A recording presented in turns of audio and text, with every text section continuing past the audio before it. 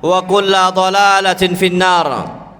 Ayyuhal ikhwatul kiram, Allah subhanahu wa ta'ala menciptakan dunia itu sebagai ujian bagi hamba-hambanya, dan ujian ini tak bertepi, disajikan oleh Allah subhanahu wa ta'ala dalam kondisi yang manis, nikmat untuk dicicipi, dan kondisi yang hijau, nikmat untuk dipandang. Tujuannya untuk menguji hamba-hamba Allah subhanahu wa ta'ala, apakah mereka itu mampu menjaga hawa nafsunya ataukah tidak. Sebagaimana Allah subhanahu wa ta'ala firmankan di dalam Al-Quran Al-Karim, inna ja'alna ma'alal ardi zinatan, sesungguhnya kami jadikan setiap apa yang ada di atas muka bumi Allah azza wa jal zinatan, sebagai perhiasannya, pakaiannya, makanannya, kendaraannya, rumahnya, itu semua dijadikan oleh manusia sebagai alat untuk berbangga-bangga. Ketika makanannya makanan yang mewah, mereka akan bangga. Ketika makanannya makanan yang dianggap remeh-temeh, maka dia dianggap hina. Na'udzubillah tsumma na'udzubillah. Dijadikan keistimewaan seorang dilihat dari makanannya, na'udzubillah. Kendaraannya juga sama, pakaiannya juga sama. Jadi Allah subhanahu wa ta'ala ciptakan yang ada di atas muka bumi ini itu perhiasan. Apa kata Allah subhanahu wa ta'ala? Linabluwahum ayyuhum ahsanu amala. Tujuannya untuk menguji siapa yang paling baik amalnya, siapa yang menjadikan apa yang ada di atas muka bumi ini menjadi status-status yang ditinggikan, na'udzubillah, maka dia adalah orang-orang yang enggak baik amalnya, orang-orang yang buruk. Makanya banyak sekali orang-orang yang sebagaimana diceritakan oleh Allah azza wa jalla di dalam Al-Quran Al-Karim, mereka kapan dimuliakan oleh Allah dengan hartanya, dia mengatakan akraman, Allah memuji saya, Allah memuliakan saya. Jangan merasa pede kita kayanya, banyak hartanya, bukan itu caranya. Dan kalau seandainya Allah tarik hartanya dari diri dia, dia mengatakan ahanan, Allah hinakan saya. Ini adalah mereka-mereka yang tidak beriman kepada Allah azza wa jal. Patokan orang-orang yang tidak beriman kepada Nabi kita Muhammad sallallahu alaihi wasallam. Kenapa dunia sekaya-kaya kita itu hanyalah tipuan? Kita ditipu oleh syaitannya.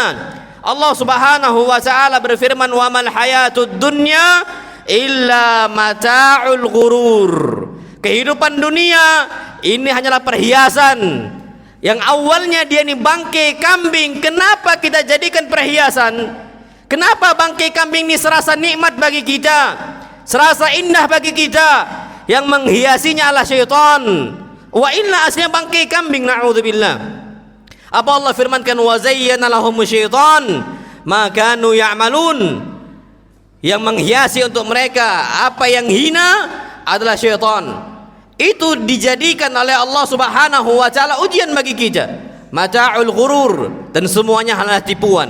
Maka dari itu ayyuhal ikhwatul kiram, dunia ini memang menggiurkan, hartanya menggiurkan, fulusnya menggiurkan, semuanya menggiurkan. Dan bahkan Nabi kita Muhammad sallallahu alaihi wasallam pernah mensifati bagaimana dunia. Beliau mengatakan, inna dunya hulwatun khadirah. Sesungguhnya dunia ini dipandang oleh manusia dengan pandangan yang hijau, enak untuk dilihat, padahal enggak dinikmati. Ana ambil contoh betapa banyak para manusia mengoleksi mobil-mobilnya. Apakah dipakai? Enggak, cuman dipajang, na'udzubillah, enggak ada ambil manfaatnya. Kalaulah seandainya koleksi mobil dia jual, dia kemudian taruhkan untuk wakaf masjidnya, sedekah fakir miskinnya, untuk anak yatimnya, itu jauh lebih berbahagia untuk dia. Ternyata masih banyak orang menganggap dunia ini hijau, nikmat untuk dipandang, nikmat untuk dilihat, dipakai enggak, dicicipi juga enggak, na'udzubillah. Wa hulwa, dan juga dunia ini kata Nabi SAW manis untuk dicicipi. Betapa banyak maksiat yang awalnya dampaknya buruk dianggap manis, hulwa. zinanya dianggap manis, padahal zina itu akan mengakibatkan dampak yang buruk sekali. Hamil luar nikahnya, kondisi nasabnya rusak nasab keturunan dia, dan dia akan dipermalukan dengan satu sosial dia. Tapi masih banyak manusia yang hobi untuk selingkuhnya, berzinanya. Kenapa? Karena hulwah, sepahit-pahitnya maksiat itu dianggap manis oleh mereka yang enggak bertakwa kepada Allah Azza wa Jal. Khamarnya, baunya, busuknya khamar, pahitnya khamar dirasakan manis oleh mereka para pemabuk. Kenapa? Hulwah dianggap manis oleh mereka. Maka apa kata Nabi kita Muhammad SAW? Fayanzur kaifa ta'malun.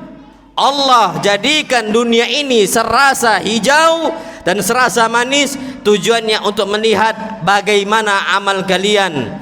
Maka dari itu ayyuhal ikhwatul kiram, jangan kita merasa pede dengan dunia ini. Jangan kita merasa pede dengan kita aman dari fitnah dunia. Sampai kapan ambisi kita ambisi dunia? Wallahil azim, Nabi kita Muhammad sallallahu alaihi wasallam dan para sahabatnya menganggap hina dunia ini. Bahkan Nabi kita Muhammad sallallahu alaihi wasallam pernah kondisi yang sulit. Ambil pelajaran dari Nabi kita Muhammad SAW. Jangan dikira Nabi ini orang miskin. Nabi SAW orang kaya.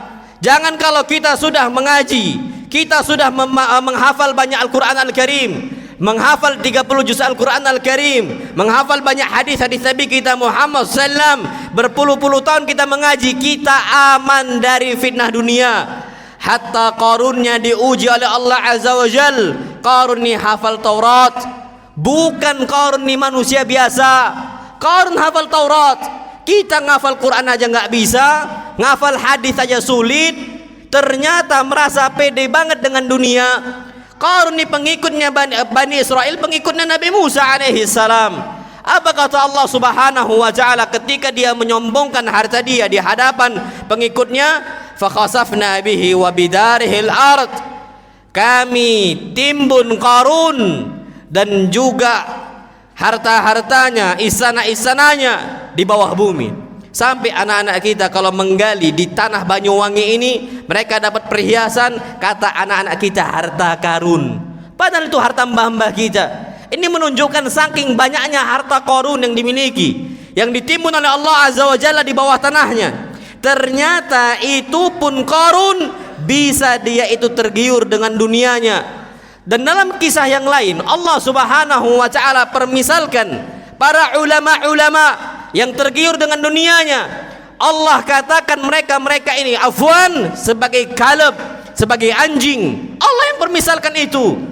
Ulama yang dikasih ayat-ayat Al-Quran Al-Karim, yang dia ini menghafal ayat-ayat Allah Subhanahu wa taala dan dia fahami, ternyata ketika dia tergiur dengan dunia, apa kata Allah? Famathaluhu kamathalil kalb. Permisalan dia seperti anjing, kata Allah Subhanahu wa taala. Apa ayatnya? Allah berfirman, "Wasulu 'alaihim naba'alladzi atainahu ayatina." Wahai Muhammad, ceritakanlah tentang kisah seorang atainahu ayatina, kami udah berikan untuk dia ayat-ayat kami. Dia hafal ayat-ayat Allah Subhanahu wa taala, dia tahu ayat-ayat Allah Subhanahu wa taala. Fansalakha minha, ternyata dia menyimpang dari ayat-ayat kami.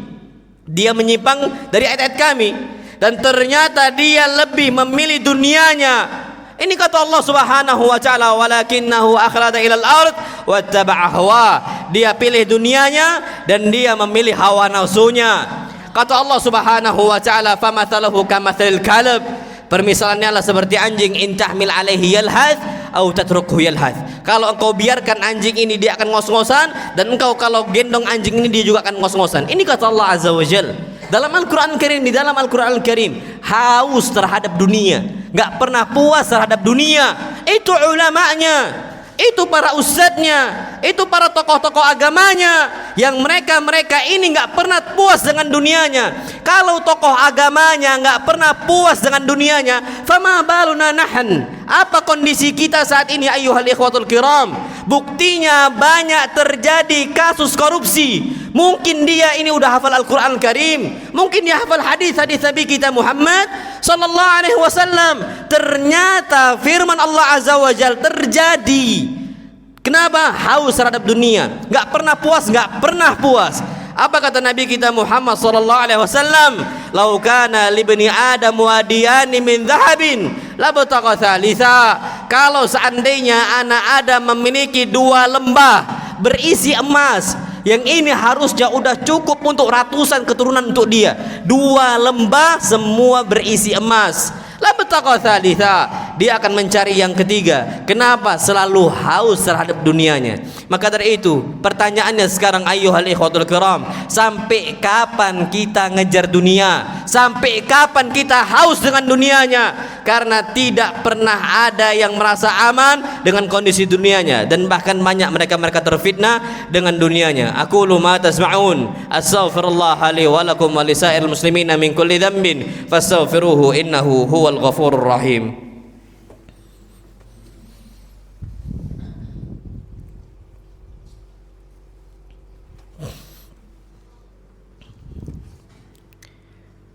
Alhamdulillah wassalatu wassalamu ala Rasulillah.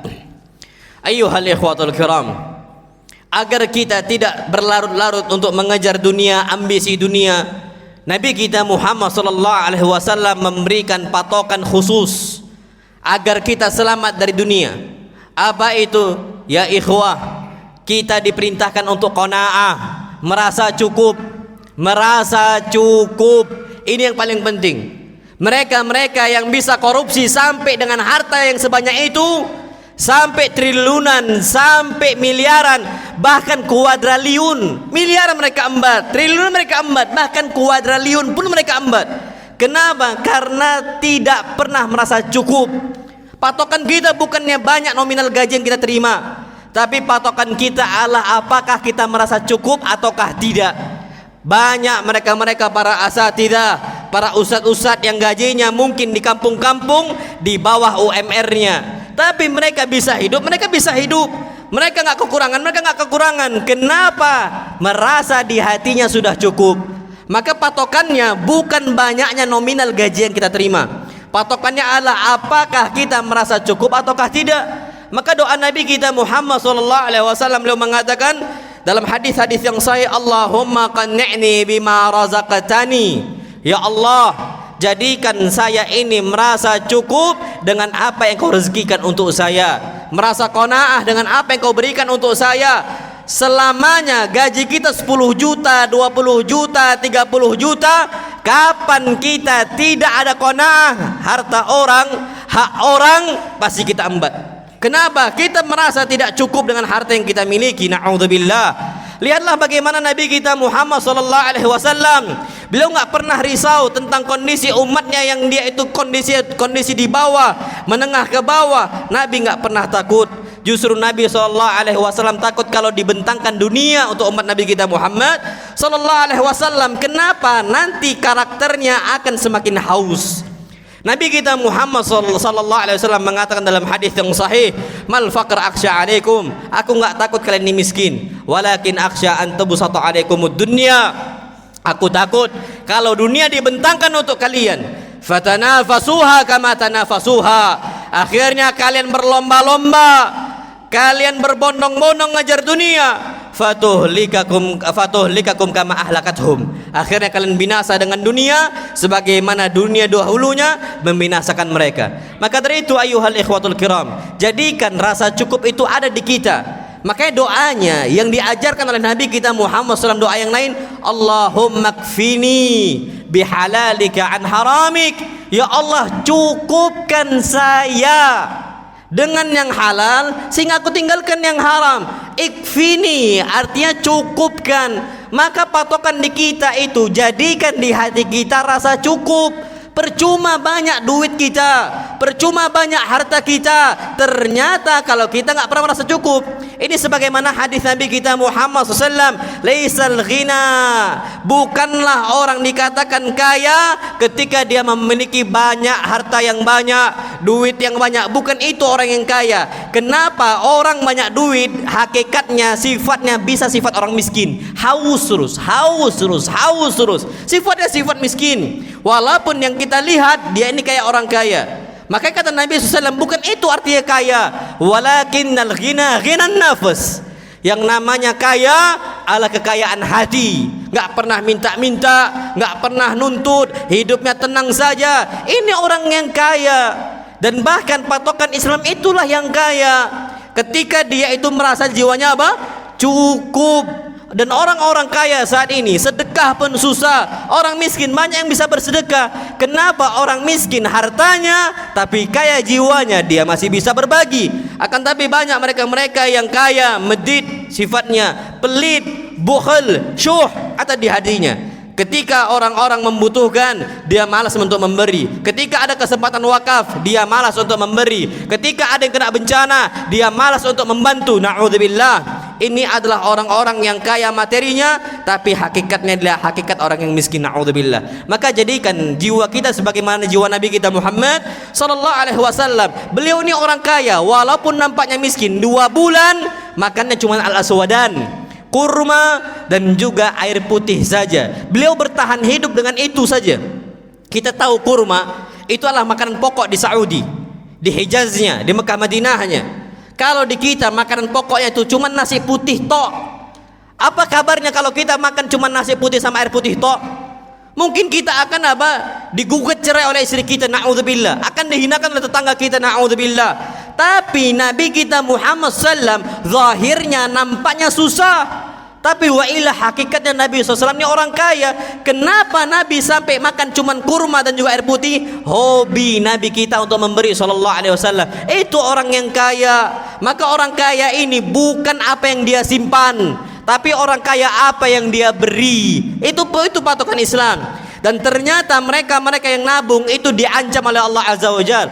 Jangan dikira kita menabung harta kita ketika tidak ada faedahnya. Kalau menabung untuk umrah silahkan, menabung untuk haji silahkan, menabung untuk pendidikan anak silahkan.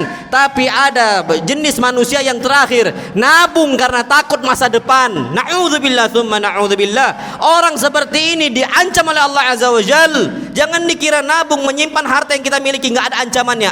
Ada ancamannya. Di dalam Al-Qur'an Al-Karim, Allah Subhanahu wa taala berfirman, "Walladzina yaknizuna adh-dhahaba wal fiddah." Mereka-mereka yang menyimpan harta emasnya, peraknya disimpan, rupiahnya disimpan oleh dia. Wala yunfikunaha fi sabilillah. Dalam kondisi dia tidak memberikan di jalan Allah Azza wa Jal, enggak dipakai untuk umrahnya, enggak dipakai untuk hajinya, enggak dipakai untuk sedekahnya, enggak dipakai untuk wakafnya, enggak dipakai untuk pendidikan anaknya. Cuman karena takut masa depan dia. Maka apa kata Allah Subhanahu wa taala? Fabashshirhum bi'adzabin alim. Kabarkan kepada mereka akan mendapatkan azab yang pedih. Bagaimana azab yang pedih itu? Yauma yuhma fi nari jahannam. Dia akan ditarik, diseret oleh para malaikat di neraka jahannam. Fatukwa biha jibahuhum. Jidatnya disetrika oleh para malaikat. Wa junubuhum, punggungnya disetrika oleh para malaikat. Apa kata Allah Subhanahu wa taala? Hadza ma kanaztum li anfusikum. Ini yang sebabnya karena kalian tabung harta-harta kalian. Fadzuku ma kuntum taknizun. Maka rasakan dari apa yang kalian tabung. Ini ucapan Allah Azza wa Jalla untuk mereka-mereka yang hobi menyimpan hartanya. Maka orang kaya bukan orang yang menyimpan hartanya, tapi orang kaya adalah orang memberikan hartanya di jalan Allah Azza wa Jalla. Maka dari itu ayyuhal ikhwatul kiram, ambisi kita mencari ma'isyah, na'am. Bukan berarti kita enggak mencari ma'isyah, cari ma'isyahnya sebanyak-banyaknya, tapi itu hanyalah wasilah. Tujuannya adalah akhirat. Kita jadi orang kaya, na'am, jadi orang kaya. Ambisi kita jadi orang kaya yang bersyukur kepada Allah Azza wa Jal. Silahkan. Bukan berarti kalau kayak gitu kita nggak usah mencari maisha, nggak usah mencari dunia, nggak boleh. Cari dunianya, tapi hanya sekedar untuk wasilah.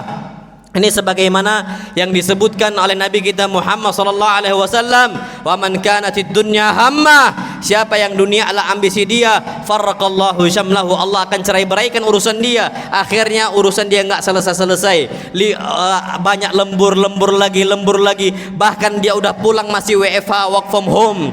Masih dia kerjakan kerjaan kantor di rumahnya, naudzubillah. Allah cerai-beraikan urusan dia enggak selesai-selesai, naudzubillah. Kenapa? Ambisi dunia. Dia kejar untuk dunia agar dia tabung. Tapi ambisi kita adalah akhirat. Wa man kanatil akhiratu hammah. Siapa yang akhirat adalah ambisi dia, jama'allahu syamlahu, Allah akan kumpulkan perkara-perkara dia, diselesaikan dalam waktu sekejap oleh Allah azza wajal. Makanya mereka-mereka ini tidak lagi kondisinya untuk lembur, WFH, enggak ada lagi bagi mereka seperti itu. Dan bahkan kapan waktunya sudah pulang, mereka bisa bercengkrama dengan istrinya dan juga dengan anak-anaknya. Itu mereka-mereka yang ambisi ala akhirat. Dan bahkan kata Nabi kita Muhammad SAW, wa'atatuhud dunya wa hiya raghimah. Dunia datang untuk dia dalam kondisi dunia ini tunduk. Lihatlah asrul mubasysyaruna bil jannah, 10 orang yang dijamin oleh Allah masuk surga. Mereka ini semua orang-orang kaya yang Allah cukupkan harta mereka di dunianya, tapi ambisi mereka bukan untuk dunia, bukan ditabung, tapi ambisi mereka adalah untuk akhirat. Akhirnya Allah tambahkan harta mereka dengan jauh lebih banyak. Siapa dari mereka? Abu Bakar orang kaya, Umar orang kaya, Utsman orang kaya, Abdurrahman ibn Auf orang kaya, Sa'id ibn Abi Waqqas orang kaya, Zubair ibn Awwam orang kaya. Semua rata-rata dari mereka itu orang kaya. Kecuali segelintir kecil saya dari 10 orang dijamin masuk surga, orang miskin seperti Ali bin Abi Thalib radhiyallahu taala anhu. Wa illa yang lainnya mereka-mereka minal aghniya'il athriya, termasuk orang-orang kaya dan termasuk orang-orang dermawan. Tapi tujuan dunia mereka bukan untuk dunia, akan tapi untuk akhirat. Hari Jumat ini adalah harinya kita berterima kasih untuk Nabi kita Muhammad SAW. Harinya untuk kita mengucapkan salawat untuk beliau dan ucapkan salam untuk beliau. Kenapa? Karena Allah Subhanahu wa taala disebutkan dalam Al-Qur'an Al-Karim, "Innallaha wa malaikatahu yusholluna 'alan nabi." Sungguhnya Allah Subhanahu wa taala dan para malaikatnya bersalawat untuk Nabi kita Muhammad sallallahu alaihi wasallam. Ya ayyuhalladzina amanu shallu 'alaihi wa sallimu taslima. Wahai orang-orang beriman, bersalawatlah untuk Nabi kita Muhammad sallallahu alaihi wasallam dan ucapkanlah salam untuk beliau. Allahumma shalli 'ala Muhammadin wa 'ala ali Muhammad kama shallaita 'ala Ibrahim وعلى آل إبراهيم إنك حميد مجيد وبارك على محمد وعلى آل محمد كما باركت على إبراهيم وعلى آل إبراهيم إنك حميد مجيد اللهم اغفر للمسلمين والمسلمات والمؤمنين والمؤمنات الأحياء منهم والأموات إنك سميع قريب مجيب الدعوات ويا قاضي الحاجات ربنا ظلمنا أنفسنا وإن لم تغفر لنا وترحمنا لنكونن من الخاسرين ربنا آتنا في الدنيا حسنة وفي الآخرة حسنة وقنا عذاب النار أقيموا الصلاة